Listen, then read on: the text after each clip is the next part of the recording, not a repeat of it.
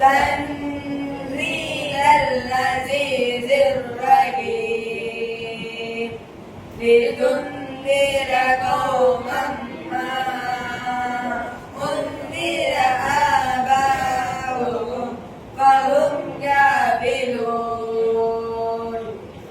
لقد حق القول على أكثرهم فهم لا يؤمنون إنا جعلنا في أعناقهم أغلالا فهي إلى الأذقان وهم مقمحون وجعلنا من بين أيديهم سدا ومن خلفهم سدا فأغشيناهم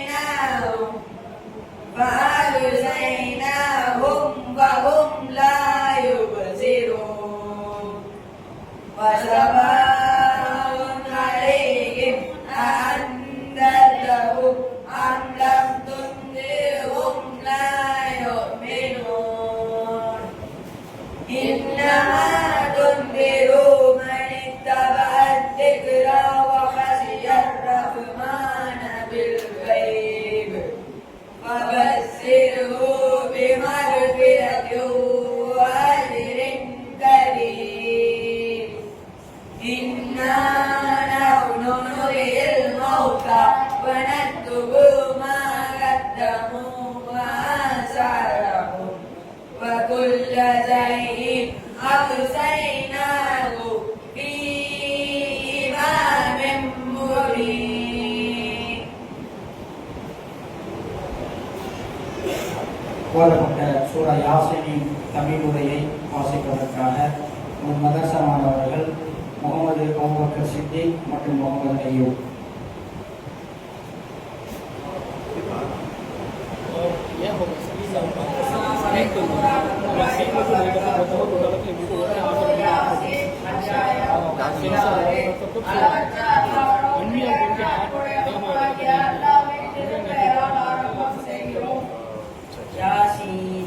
ஞானமிக்க குர்ஆனின் மீது சத்தியமாக நிச்சயமாக நீர் நிறைதூதர்களில் ஒருவராவீர். நீர் நேரான பாதையில் இருக்கின்றீர். இக்குர்ஆன் யாவற்றையும் மிகைத்தவன் கிருபையுடையவனும் ஆகிய அல்லாஹ்வினால் இறக்கப்பட்டது. எந்த சமூகத்தினரின் மூதாதையர்கள் எச்சரிக்கை செய்யப்படாமல் அலட்சியமாக இருக்கின்றார்களோ அத்தகையோருக்கு எச்சரிக்கை செய்வதற்காக இது இறக்கப்பட்டுள்ளது. அவர்களின் பெரும்பாலானவர்கள் தண்டனைக்குரிய தீர்ப்பிற்கு ஆளாகிவிட்டார்கள். எனவே அவர்கள் நம்பிக்கை கொள்ள மாட்டார்கள். நாம் அவர்களை கழுத்துகளில் சங்கிலியால் பூட்டியுள்ளோம். அவை அவர்களின் முகவாய் கட்டைகள் வரை நெருக்கப்பட்டுள்ளது. எனவே அவர்கள் நுகர்ந்திருக்கின்றார்கள். மேலும் நாம் அவர்களுக்கு முன்னாலும் பின்னாலும் ஒரு தடுப்பை எழுப்பி மூடிவிட்டிருக்கின்றோம். இனி அவர்களுக்கு எதுவும் புலப்படாது. அவர்களுக்கு எச்சரிக்கை செய்தாலும் எச்சரிக்கை செய்யாவிட்டாலும் ஒன்றுதான், அவர்கள் நம்பிக்கை கொள்ள மாட்டார்கள். யார் அறிவுரையை பின்பற்றி நேரில் காணாமலே வருவேன் என்ற ரஹ்மானுக்கு அஞ்சுகிறாரோ அவருக்கு மன்னிப்பும் சிறந்த கூலியும் உண்டு என்று நற்செய்தி கொடுங்கள். நிச்சயமாக நாம் இருந்தவர்களை ஒரு நாள் உயிர்ப்பிப்போம். அவர்கள் செய்தவற்றை புரிந்து கொண்டே இருக்கின்றோம். மேலும் நாம் ஒவ்வொருவரையும் ஒரு தெளிவான பதிவேட்டில் கணக்கிட்டு வைத்துள்ளோம்.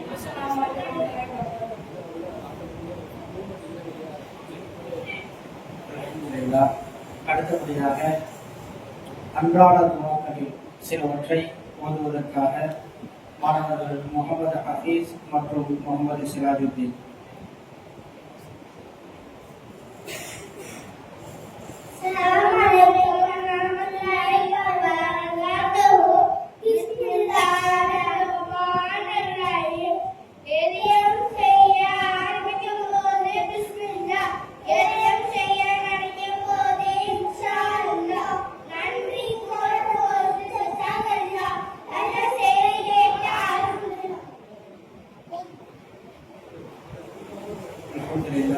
அடுத்தபடியாக அன்றாட துவாக்களில் சிலவற்றை ஓதுவதற்காக மாணவர்கள் முகமது ஐயான் மற்றும் முகமது யூசுப்.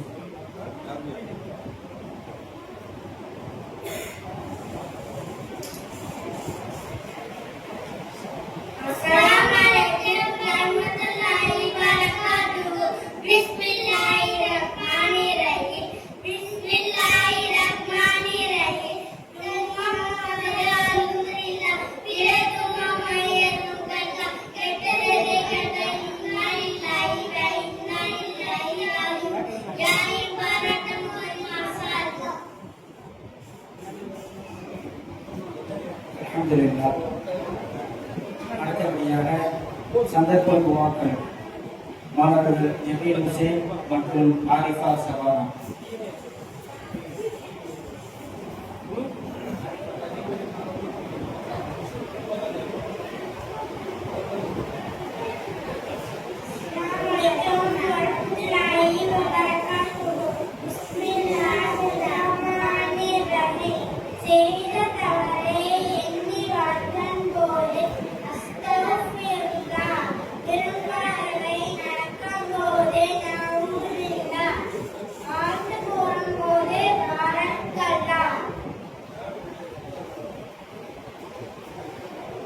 ஜஸாக்கல்லாஹு ஹைரா.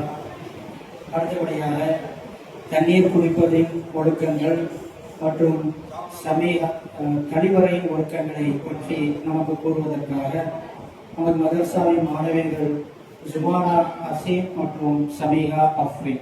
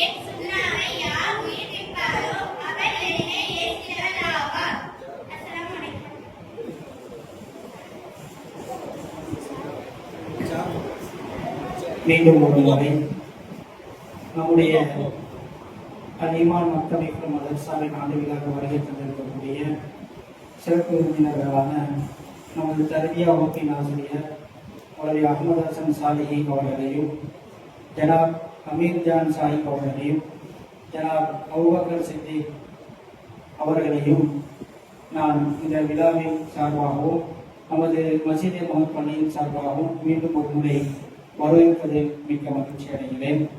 அடுத்தபடியாக அரபி மாதங்களை கூறுவதற்கும் மற்றும் இஸ்லாத்தின் தூண்கள் கூறுவதற்காக ஷராஃபத் நிஹா மற்றும் சஃபியா பிவி.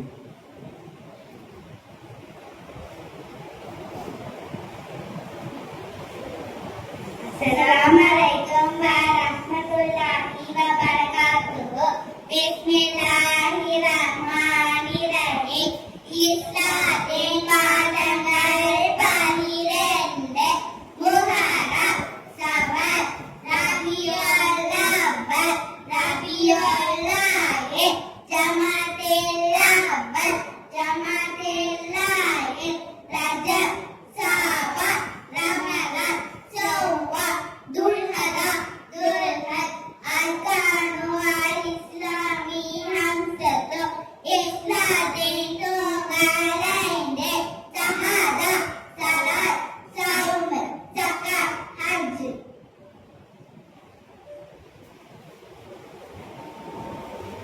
ஜஸாக்கல்லாஹு ஹைரா. அடுத்து நபி ஸல்லல்லாஹு அலைஹி வஸல்லம் அவர்களுடைய ஹதீஸ்களில் 5 ஹதீஸ்களை கூறுவதற்காக நமது மதரசாவின் மாணவர்கள் உமர் ஃபாரூக், அஜ்மல் கான், முகமது ஈசா.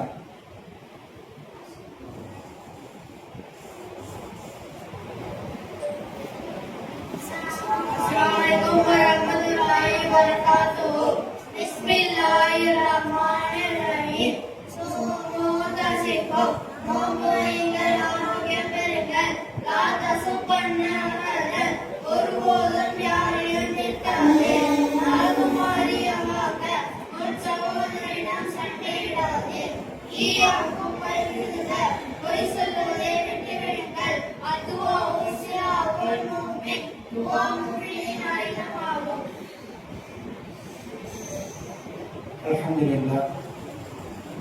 இப்பொழுது மாணவர்கள் கூடிய ஹதீஸ் நம்முடைய அன்றாட வாழ்க்கைக்கு தேவையானது.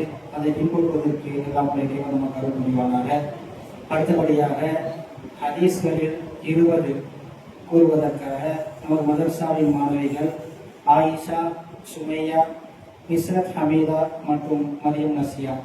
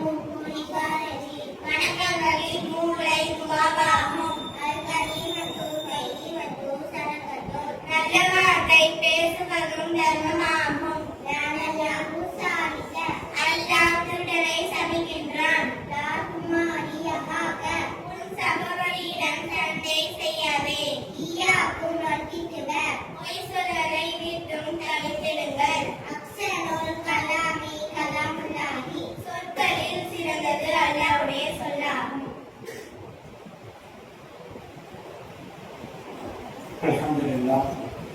மாணவர்கள் சிறப்பாக 20 ஹதீஸ்களை போட்டுக்கொண்டு கூறினார்கள். அடுத்தபடியாக அன்றாட துவாக்களை கூறுவதற்காக எஸ் மரியம்.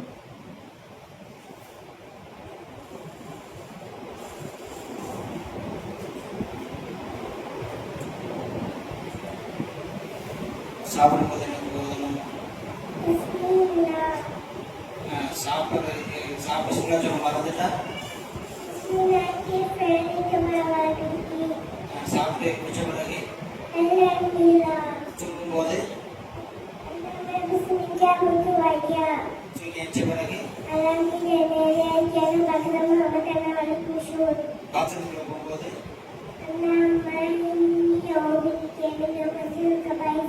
வெளியே வரும்போது தூங்கும்போது தூங்குனவர் அளவுக்கு சொன்னா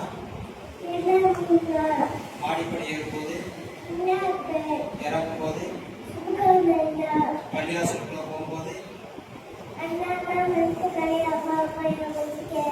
பள்ளிவாசலுக்கு வெளியே வரும்போது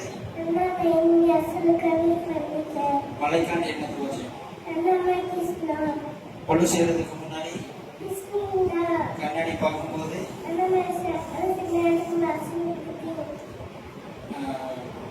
கெட்ட கனவு கண்டா பார்க்க முடிச்சு என்ன போகணும்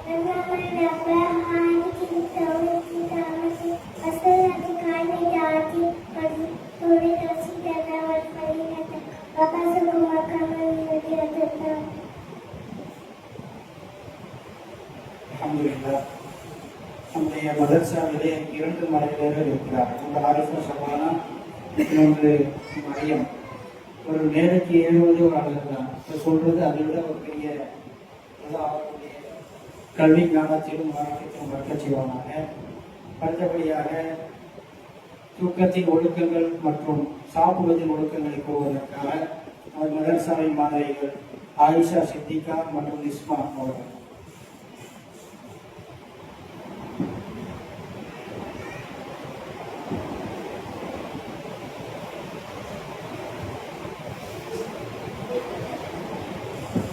Assalamualaikum warahmatullahi wabarakatuh. A'udzu billahi minasyaitonir rajim. Bismillahirrahmanirrahim.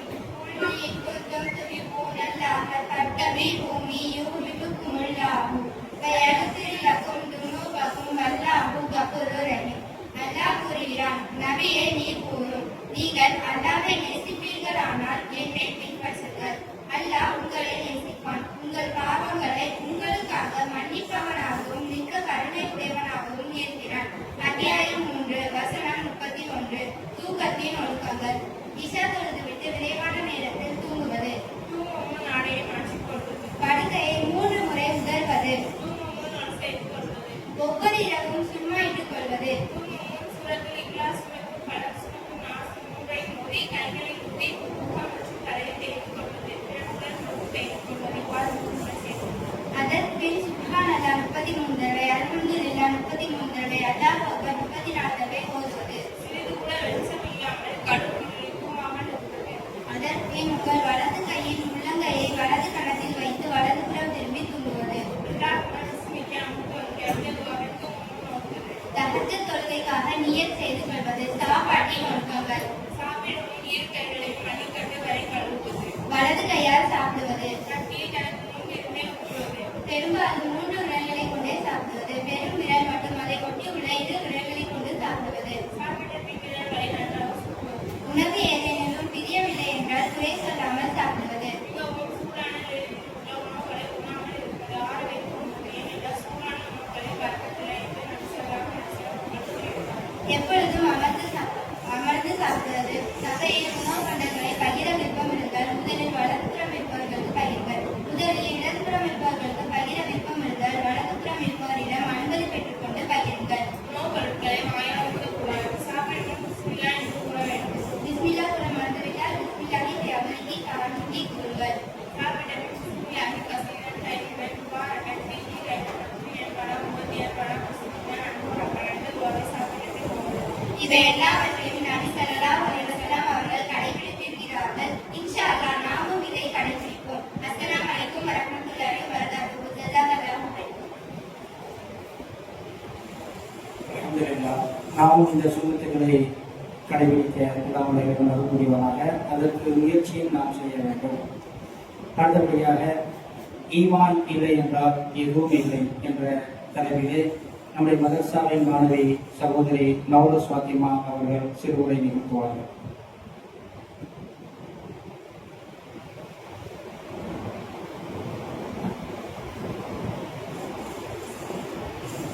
السلام عليكم ورحمة الله وبركاته. الحمد لله ونحمده ونستعينه ونستغفره ونؤمن به ونتوكل عليه ونعوذ بالله من شرور أنفسنا ومن سيئات أعمالنا. من يهده الله فلا مضل له ومن يضلل فلا هادي له. وأشهد أن لا إله إلا الله وأشهد أن محمدا عبده ورسوله. أما بعد. رب اشرح لي صدري ويسر لي أمري واحلل عقدة من لساني يفقهوا قولي. ربي زدني علما. اللهم إني أسألك علما لا ينسى. اللهم إني أسألك علما نافعا ورزقا طيبا وعملا متقبلا. இங்கே உங்கள் முன் எனக்கும் உனக்குமாகும் எனக்கும் உங்களுக்குமான உபதேசமாக ஈமான் இல்லையே எதுவும் இல்லை என்ற தலைப்பில் உங்கள் முன் பேசப் போகிறேன். அல்லாஹ் தஆலா இந்த உலகத்தில் நமக்கு தீனுல் இஸ்லாத்தை வாழ்க்கை நெறியாக கொடுத்திருக்கின்றான். தீனுல் இஸ்லாம் என்பது ஈமானை அடிப்படையாகவும் இறை நம்பிக்கையை அடித்தளமாகவும் கொண்டது. செயல்களை காட்டிலும் கொள்கை கோட்பாடுகளுக்கும் இறை நம்பிக்கைக்கும் முதன்மை இடத்தை கொண்டது.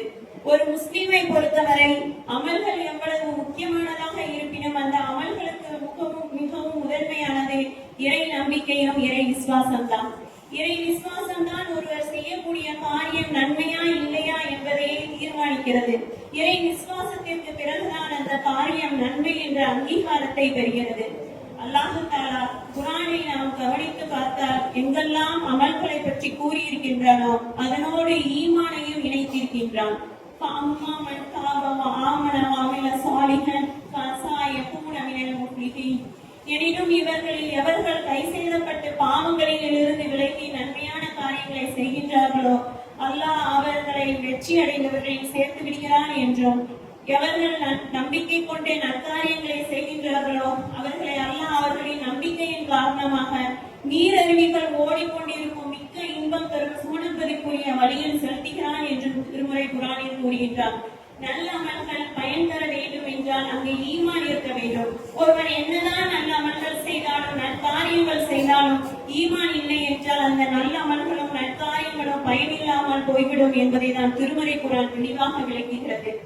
நிச்சயமாக ஒரு காபீர் ஒரு நற்காரியத்தை செய்தால் அவருக்கு உலகில் உணவளிக்கப்படுகிறார். ஆனால் ஒரு இறை விசுவாசி ஒரு நற்காரியத்தை செய்தால் அல்லாஹ் அவருக்கு அவருடைய நன்மையை மறுமையில் சேகரித்து வைக்கிறான். இவ்வுலகில் இறைவனை வழிபட்டு வாழ்வதனால் அல்லாஹ் அவருக்கு இந்த உலகிலும் உணவளிக்கின்றார் என்பதை திருமுறை குர்ஆன் கூறுகிறது.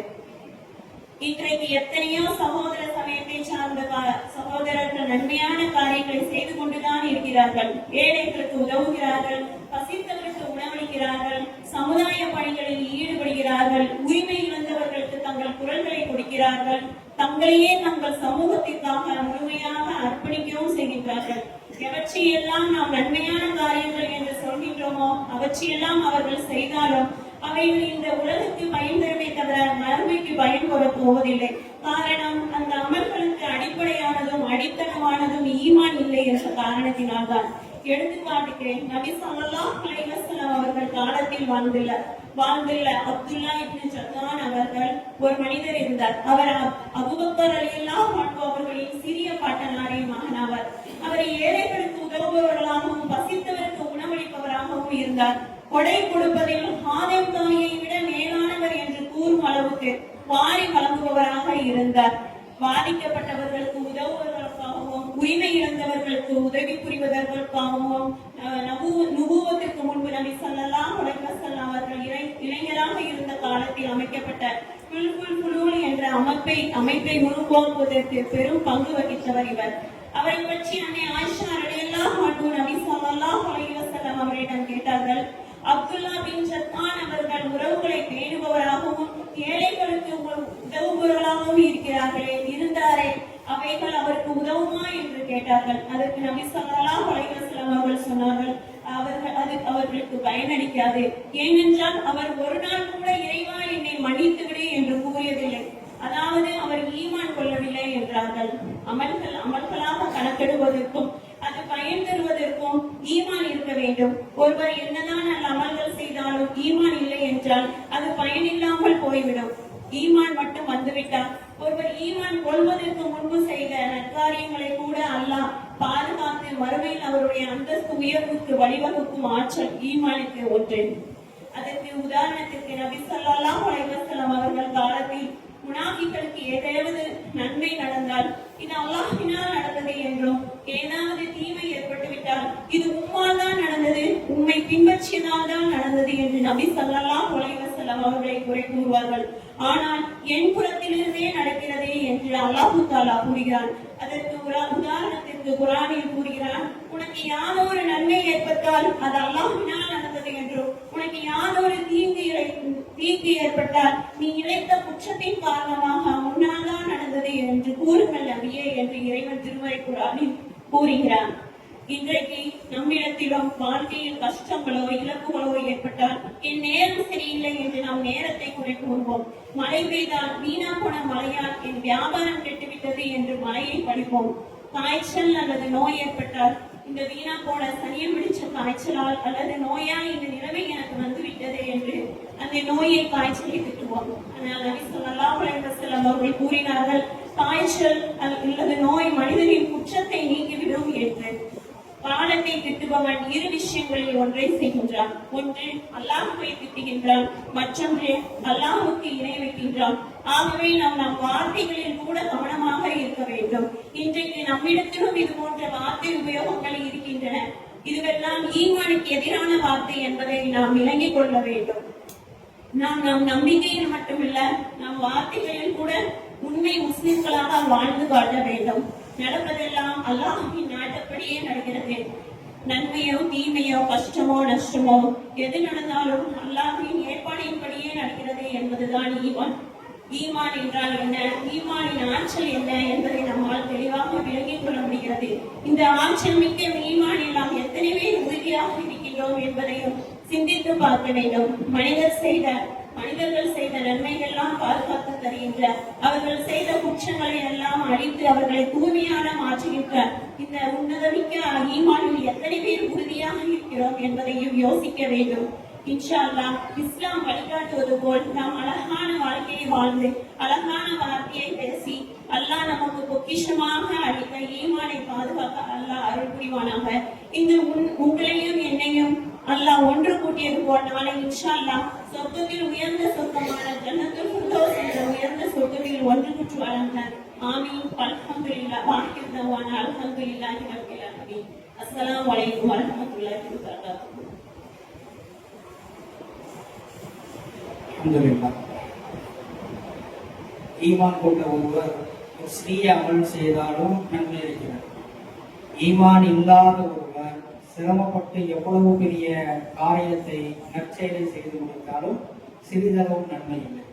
அப்படிப்பட்ட சூத்திரமாக இருக்கக்கூடிய அடிப்படையாக இருக்கக்கூடிய ஈமானை எல்லாம் நாம் வணங்கியதற்கு ஒரு நாளைக்கு எத்தனை நன்மை கூறினாலும் அது காணாது பற்றாது. அது ஈமான் எவ்வளவு முக்கியமானது என்பதையும் நபிகளார் காலத்தில் நடந்திருக்கின்ற ஒரு நபரை பற்றியும் சகோதரி அவர்கள் மிக தெளிவாக நமக்கு சொல்லி சென்றார்கள். அடுத்தபடியாக நபி ஸல்லல்லாஹு அலைஹி வஸல்லம் அவருடைய குணநலன்கள் எப்படி இருந்தது என்பதை பற்றி கூறுவதற்காக நம்முடைய மதரசாவின் மாணவி சகோதரி சேதலி பாத்திமா அவர்கள் சிறு உரை நிகழ்த்துவார்கள்.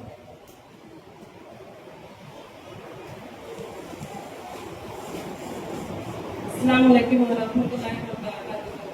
अल्हम्दुलिल्लाह. अल्लाहुम्मा सल्ली अला मुहम्मदिन व आलि मुहम्मदिन कमा सल्लैता अला इब्राहीम व आलि इब्राहीम इन्नका हमीदुम मजीद. अल्लाहुम्मा बारिक अला मुहम्मदिन व आलि मुहम्मदिन कमा बारकता अला इब्राहीम व आलि इब्राहीम इन्नका हमीदुम मजीद. வார்த்தைகளில் சிறந்தது அல்லாஹ்வுடைய வார்த்தை. வழிகாட்டுதலில் சிறந்தது நபி ஸல்லல்லாஹு அலைஹி வஸல்லம் அவர்களுடைய வழிகாட்டுதல். காரியங்களில் கெட்டது புதியதை உண்டாக்குவது. ஒவ்வொரு புதியதும் வழிகேடு. ஒவ்வொரு வழிகேடும் நம்மை நரகத்திற்கு கொண்டு போய் சேர்த்துவிடும். அளவற்ற அல்லாஹ்வும் நிகரற்ற அன்புடனான அல்லாஹ்வின் கிருபையால் ஆரம்பம் செய்கிறேன். அல்லாஹ்வின் சாந்தியும் சமாதானமும் நம் உயிரினும் மேலான முஹம்மது நபி ஸல்லல்லாஹு அலைஹி வஸல்லம் அவர்களின் மீதும் அவர்களை பின்பற்றிய கண்ணியமிக்க தோழர்களான சஹாபாக்கள் மீதும் அல்லாஹ்வின் இல்லத்தில் மலக்குமார்கள் சூழ்ந்திருக்கும் இந்த சபையில் அமர்ந்திருக்கும் நம் அனைவரின் மீதும் என்றென்றும் நிலவட்டுமாக. கண்ணியமிக்க சகோதர சகோதரிகளே, தாய்மார்களே, பெரியோர்களே, ஆசிரியர் பெருமக்களே, மாணவ மாணவிகளே, நான் உங்கள் முன்னால் பேச எடுத்துக்கொண்ட தலைப்பில் நபிகளாரின் நற்குணங்கள். அல்லாஹ் குர்ஆனில் கூறுகிறான், 68வது அத்தியாயம் 4வது வசனம். நபியே, நிச்சயமாக நீர் உயர்ந்த மகத்தான நற்குணம் உடையவராக இருக்கிறீர்கள் என்று கூறுகிறார். இந்த வசனம் நம்ம பெருமானார் ஸல்லல்லாஹு அலைஹி வஸல்லம் அவர்களுடைய நற்குணத்திற்கு அல்லாஹ் கொடுக்கும் மிகப்பெரிய சான்றாகும். இமாம் இப்னு தைமியா ரஹிமஹுல்லாஹ் அவர்கள் இந்த வசனத்திற்கு விளக்கம் கூறும் பொழுது, நபியின் நற்குணத்தை பற்றி வர்ணிக்கும் வர்ணனையே முழுமையான மார்க்கமாகும் என கூறுகிறார்கள். இந்த வசனம் நபி சொல்றாங்க, நபி ஸல்லல்லாஹு அலைஹி வஸல்லம் அவர்கள் கூறுகிறார்கள், நான் நற்குணத்தை முழுமைப்படுத்துவதற்கே நான் நபியாக அனுப்பப்பட்டுள்ளேன் என்று கூறுகிறார்கள். இந்த ஹதீஸ் அகமது என்ற நூல்ல பதிவு செய்யப்பட்டிருக்கிறது. நபி ஸல்லல்லாஹு அலைஹி வஸல்லம் அவர்கள் சிறந்த அரசியல் தலைவராகவும் சிறந்த ஆன்மீக தலைவராகவும் வாழ்ந்திருக்காங்க. அப்படி ஒரு நபி ஸல்லல்லாஹு அலைஹி வஸல்லம் அவங்க நற்குணத்துல ஒரு சிறந்த ஒரு தலைவரை இந்த மனித குலம் கியாமத்து நாள் வரது வரைக்கும் நம்மளால காண முடியாது. அப்படி ஒரு நபியை நம்ம உம்மத்திற்கு நபியாக அனுப்பி வைத்ததற்கு நம்ம எல்லாம் அல்லாஹ்விடம் அதிக நன்றி செலுத்த கடமைப்பட்டுள்ளோம். மனைவிமார்களுடன் நபி ஸல்லல்லாஹு அலைஹி வஸல்லம் எப்படி நற்குணத்தோட நடந்துக்கிட்டாங்கிறத நம்ம பார்க்கலாம். நபி ஸல்லல்லாஹு அலைஹி வஸல்லம் அவர்கள் கூறுகிறார்கள், உங்களில் சிறந்தவர்கள் உங்கள் மனைவிமார்கள் இடத்தில் சிறந்தவர்களே, நான் என் மனைவிமார்களிடம் சிறந்தவராக இருக்கின்றேன் என்று கூறுகிறார்கள். இந்த ஹதீஸ் திருமதிங்கிற நூல்ல பதிவு செய்யப்பட்டிருக்கிறது. தற்பொழுது உள்ள கணவன்மார்கள் தன் மனைவிமார்களிடத்தில் இவ்வாறு இவ்வாறு கூறுவதற்கு தைரியம் இருக்கிறதா? அல்லது மனைவிமார்கள் தான் சிறந்தவர்கள் என்று கணவன்மார்களிடம் கூறுவதற்கு தைரியம் இருக்கிறதா என்பதை இச்சமூகம் சிந்தித்து பார்க்க வேண்டும். அல்லாஹ்வுடைய தூதர் பெருமானார் ஸல்லல்லாஹு அலைஹி வஸல்லம் அவர்கள் சிறந்த குடும்பத்தில் அனைவரிடத்திலும் சிறந்த நற்குணத்துடனும் சிறந்த குடும்ப தலைவராகவும் வாழ்ந்து திகழ்ந்திருக்காங்க. அடுத்து வேலைக்காரர்களுடன் நபி ஸல்லல்லாஹு அலைஹி வஸல்லம் எப்படி நற்குணத்தோட நடந்துக்கிட்டாங்கிறத பார்க்கலாம். அனஸ் ரலியல்லாஹு அன்ஹு அவர்கள் கூறுகிறார்கள், நான் நபி ஸல்லல்லாஹு அலைஹி வஸல்லம் அவர்களுடன் 10 ஆண்டுகள் அவர்களுக்காக பணிவிடை செய்திருக்கிறேன்.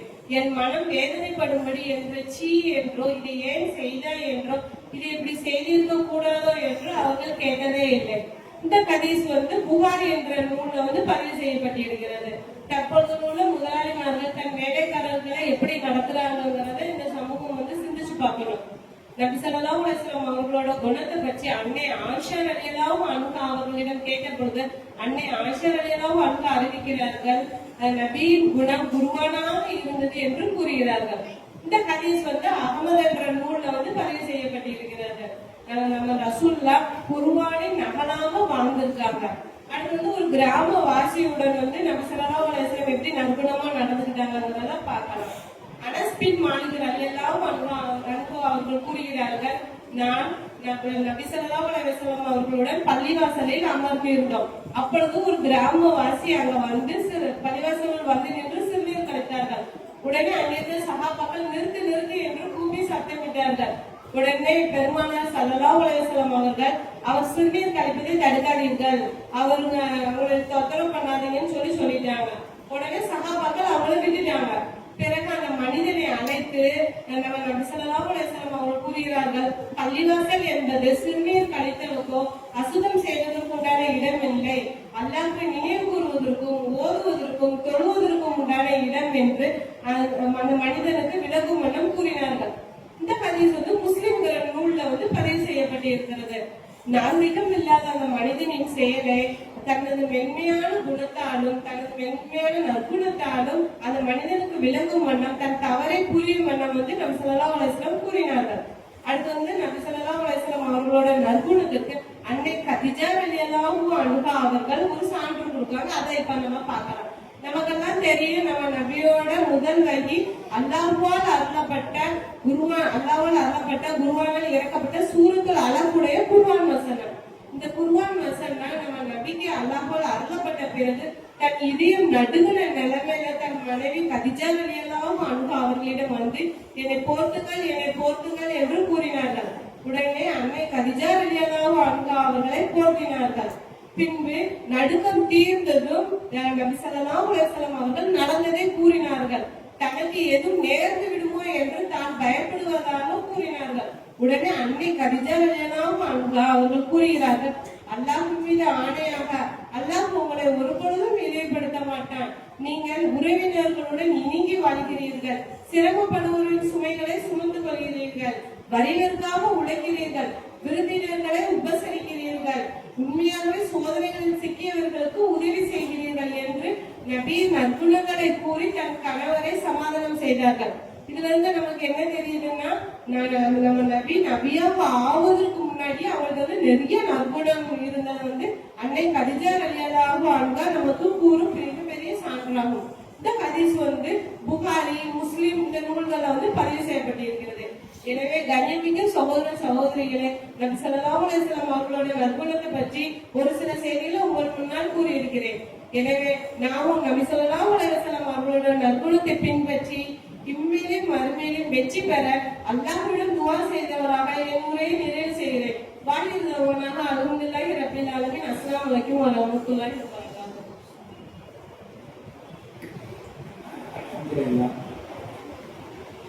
இன்றைய காலத்திலே தண்ணீருக்கு பஞ்சம் இல்லை, உணவுக்கு பஞ்சம் இல்லை. ஆனால் ஒன்றுக்கு மட்டும் பஞ்சம் இருக்கிறது, நற்குணங்கள். அது ரொம்ப பஞ்சத்திற்குரிய நிலைமையில இருக்கிறது. நபிகளாருடைய நற்குணங்களை இன்னும் சொல்ல போனால் பேசிக்கொண்டே இருக்கலாம். சகோதரி மிக சுருக்கமாக நல்ல முறையிலே நமக்கு விளக்கி கொடுத்தார்கள். நபிகளாருடைய நற்குணங்களை பின்பற்றினால் மட்டுமே சொர்க்கம் உண்டு, இல்லையே சொர்க்கம் இல்லை என்பதுதான் ஒரு முஸ்லிமுடைய அடிப்படை மாதமாக இருக்க வேண்டும். அடுத்தபடியாக அல்லாஹ்வினுடைய 99 திருநாமங்களை கூறுவதற்காக அஸ்மாவுல் ஹுஸ்னா ஓதுவதற்காக சகோதரிகள் ஜன்னத்துல் ஃபிர்தௌஸ் மரியம் மற்றும் தஹ்சின் ஃபாத்திமா.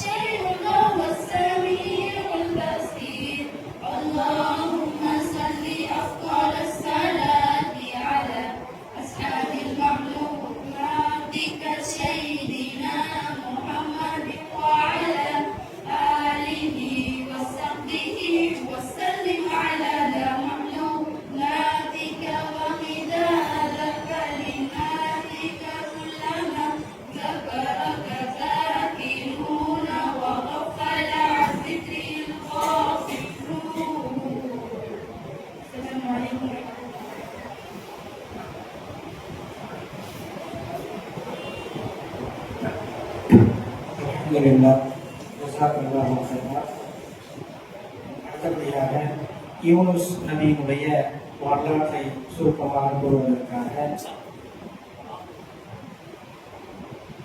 அடுத்தபடியாக ஹாதியா வருவார்கள். இன்ஷா அல்லாஹ் அதற்கிடையில் வாங்க டைம் ஆகணும் வாங்க சொல்லப்படும்.